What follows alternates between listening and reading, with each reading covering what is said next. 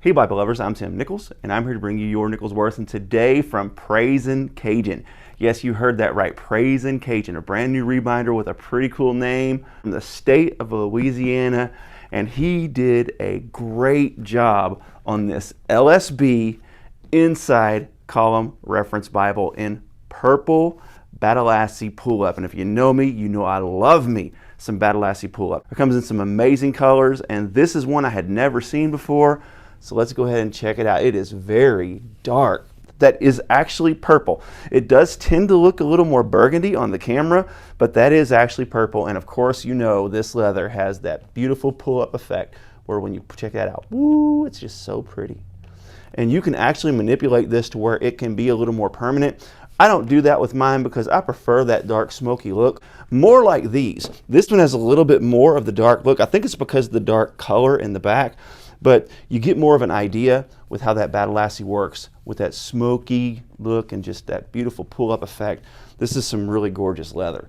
So now let's go ahead and take a look at his work. And he made a design choice that took me some getting used to, but now that I've gotten used to it, I really kind of like it.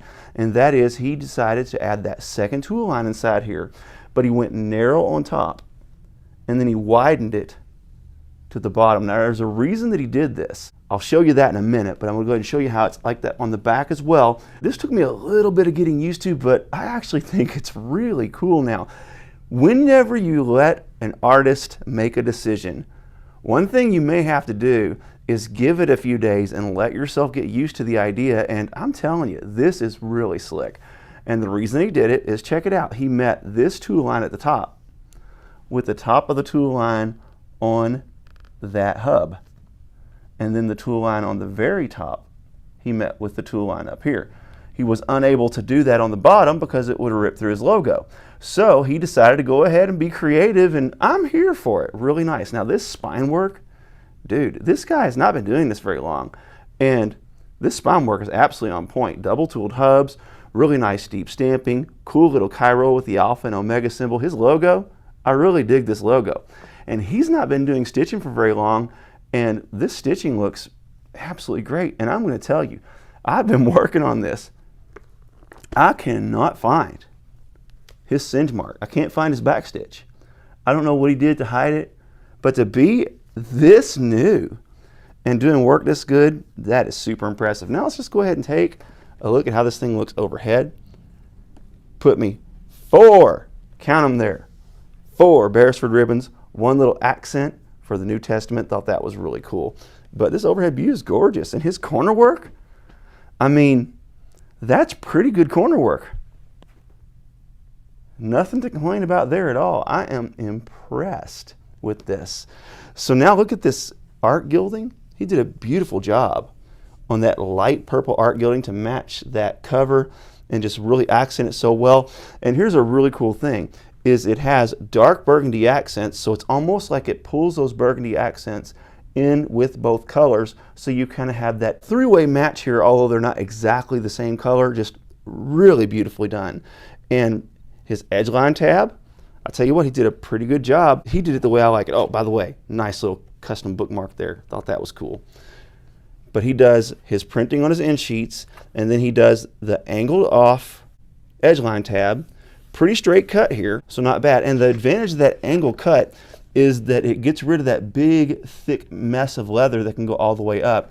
And then he cheated it out on the edge line tab to create that flexibility. Because what happens is if you put this all the way to the edge, then it's going to create a little more of a stiff experience, and also it's going to cause this to bunch up and wrinkle. He's actually upgraded, y'all.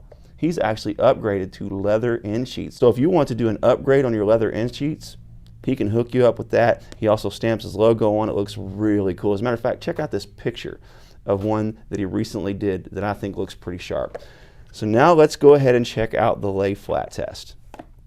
So as you know, in the book of Psalms, it's going to lay flat, but the real test is, can it lay flat in Genesis and Revelation? So here we go.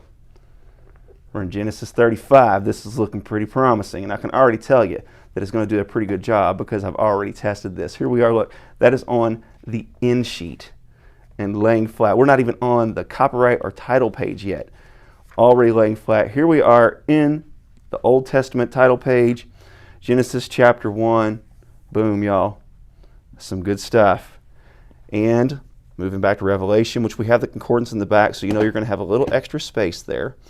But let's go ahead and check out how this does. Look, here we are. That's, for somebody new especially, this is pretty impressive. And one thing he's been working hard on is to improve his gilt lines. So let's take a look and see how he's done with those gilt lines. That looks pretty solid to me. There's a little hang up there, but I mean, for a custom hand-done Bible, you know, you don't want your gilt lines to look like they were done by a machine. You want them to look like they were done by a person, because that's exactly what happened. This just looks absolutely beautiful. I'm going to be honest, I don't have any complaints about this thing. I think it is absolutely great. Did an amazing job. I love his style, his spine work. That tool line did take a little bit of getting used to. And one thing I would encourage him to do is either leave his outside leather a little bit thicker, or maybe kind of pare that edge line tab down a little bit to make it flatten toward the edge here so it doesn't do that little line to the leather. I feel like that this will go away over time, because what happens is it impresses into that. You can see it, where it impresses into the leather. So this isn't because there's anything on the cover, it's just because when it's packed and it's being trained for the yap, it really holds that tight. So that will work its way out, but tell me what y'all think about Praz'n Cajun rebinds. Does a great job all the way from Louisiana. I don't think we have any other rebinders in Louisiana. Does some great work. One little thing is those head and tail bands. Kind of has that purpley look, that lavendery look, matches. Man, he did a good job. God bless you. Keep calm. Jesus on. This is your Nickel's Worth.